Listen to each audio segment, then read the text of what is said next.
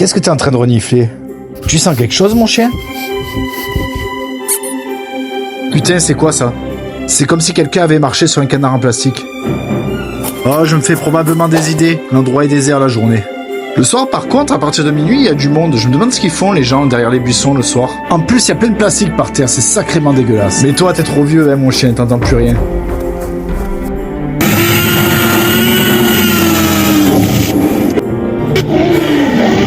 Mon Dieu, qu'est-ce qu'il prend là-bas? Oh, fuck.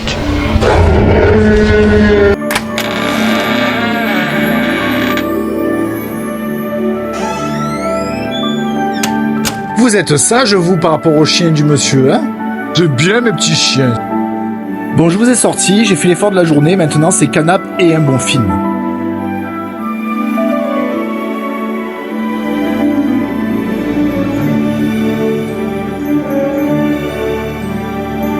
Maintenant, le tout, c'est de le trouver, le film. Et croyez-moi que c'est pas une mince affaire, regardez tout ce qu'il y a. Oh. En plus, j'ai commencé la collection des Blu-ray tard, hein. Quand je vois tout ce qu'il y a, je me dis vraiment que j'ai un problème mental quand même. Vous la sentez la douille qu'il faut tout que j'enlève?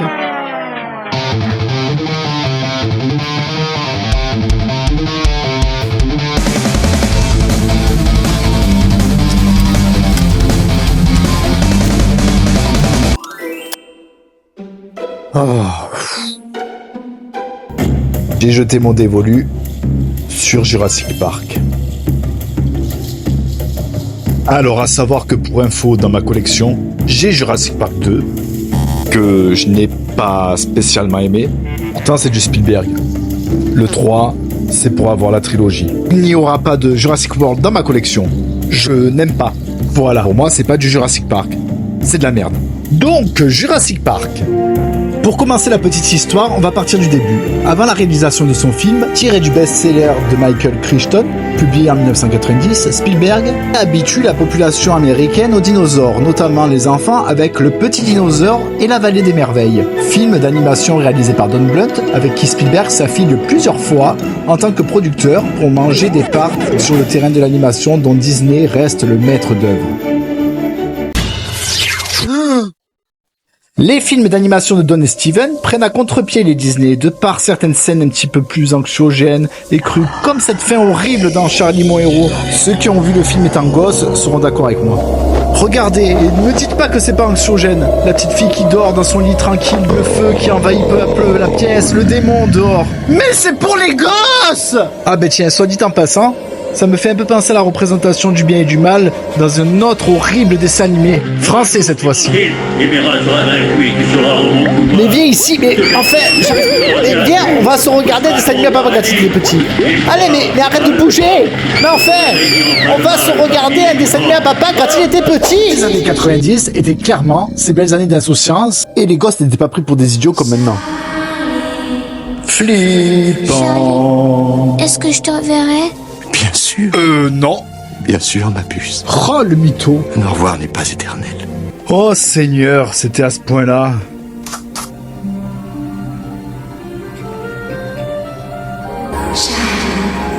Reviens.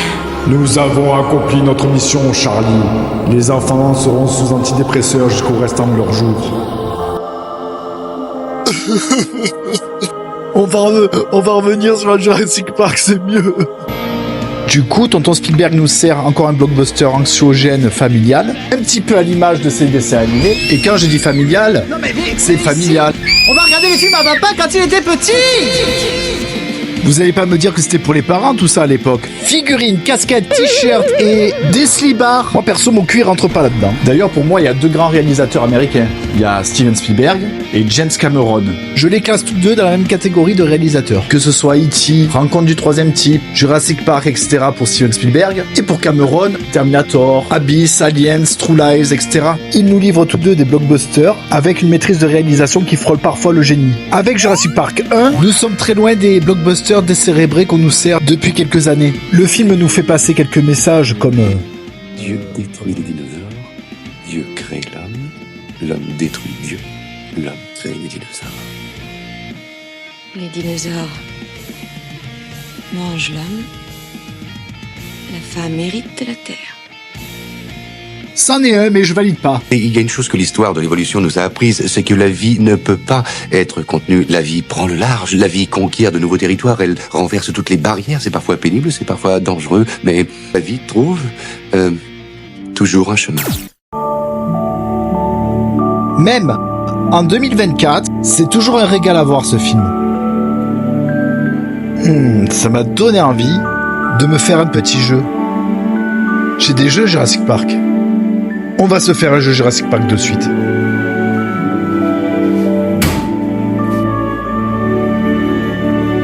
Alors, voyons. Là, j'en ai trouvé un. C'est celui de la Mega Drive. Et le deuxième, c'est la version SNES.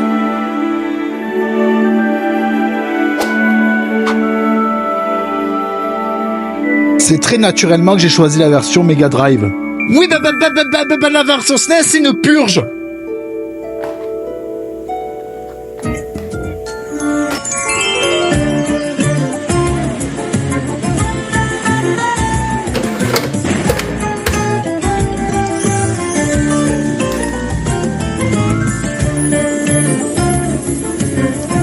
Oui, vous avez remarqué que je jouais encore avec une manette GX 4000.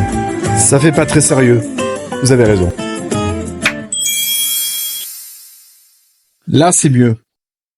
Et c'est parti, nous démarrons le game. Je vais t'enculer. Quoi? J'ai mal entendu. Attends, je vais le remettre là.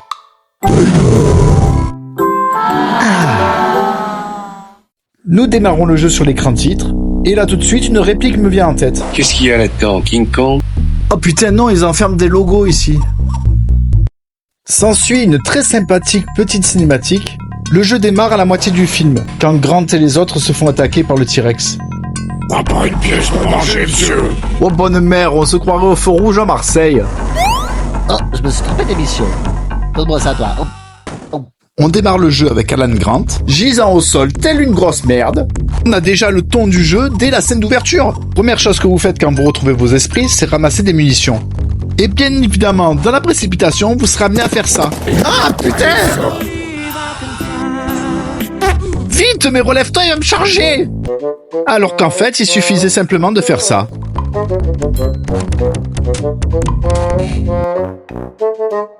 Voilà, c'est tout. Quant au ptérodactyle, c'est toi, Grant! Non, c'est mort. Et on continue les festivités après cette très charmante descente de toboggan. Connard! Non, et puis ça s'est plutôt bien passé, hein? D'habitude, il se passe ça.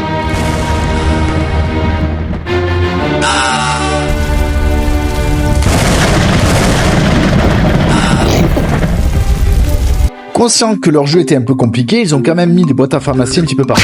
Ah putain, mais c'était un piège! Non, je me fais avoir une deuxième fois comme un bleu. Alors soit le jeu est trop compliqué, soit je suis une grosse brêle, ou peut-être les deux. Mais je vous laisse juger par vous-même. Putain. Merde. Mais non. Je suis pas venue ici pour souffrir, ok?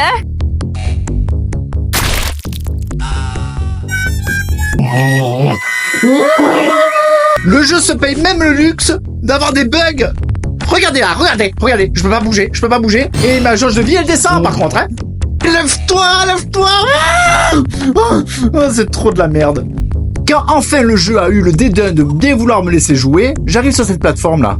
Et quand je continue un petit peu plus loin, je suis bloqué. Je ne peux pas passer. Voilà, je peux pas passer, alors qu'est-ce que je fais? Je reviens en arrière. Je me baisse pour voir s'il y a un chemin, j'en vois pas. Bah voilà, il y en avait un, hein. Il y en avait un. Mais comment j'y accède? Oh putain, il me charge, non! Allez, on va essayer par un autre chemin. Mais qu'est-ce qu'il branle? Mais qu'est-ce qu'il me fait? Pourquoi il remonte sur cette putain de plateforme? Je veux descendre! Bon, me revoilà à l'endroit où j'étais bloqué tout à l'heure. Hop, bah merde. Bah c'est un pur hasard. Mais non! Serait-ce la sortie? C'est la sortie du niveau! Et me voici à la station électrique de Jurassic Park. Niveau qui, étrangement, est beaucoup moins compliqué que le premier. Il n'est pas bien intéressant, laissez-moi vous en faire un résumé.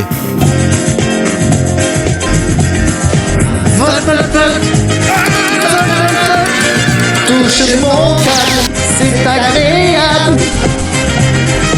Vote, vote, vote. Vote, vote, vote.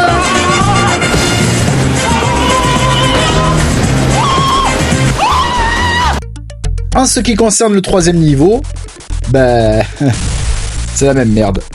Allez, on y va. Oh, j'ai réussi. Mais je sais pas comment.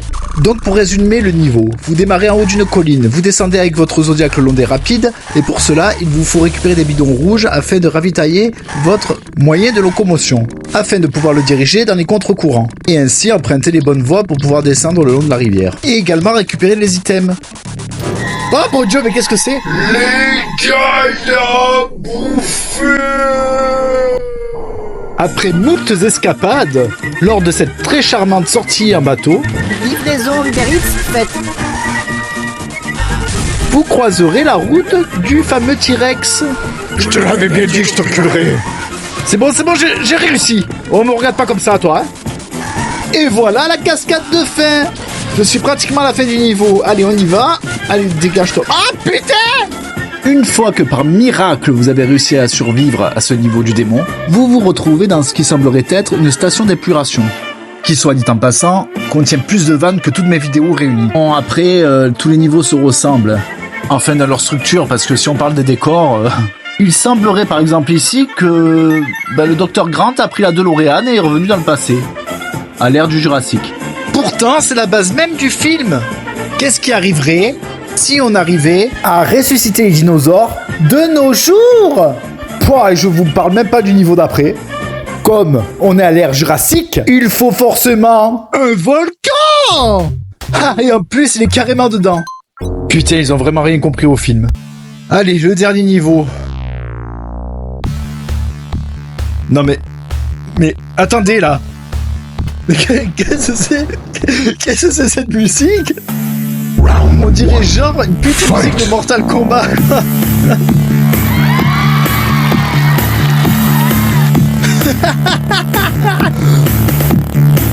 Eh ben dis donc, heureusement qu'ils nous ont collé des logos du film un peu partout, hein, parce que sinon on saurait pas à quoi on joue. En plus de ça, j'aime bien la façon dont a Grant d'ouvrir les portes, quand je pense que même dans le film, les raptors arrivent à les ouvrir normalement.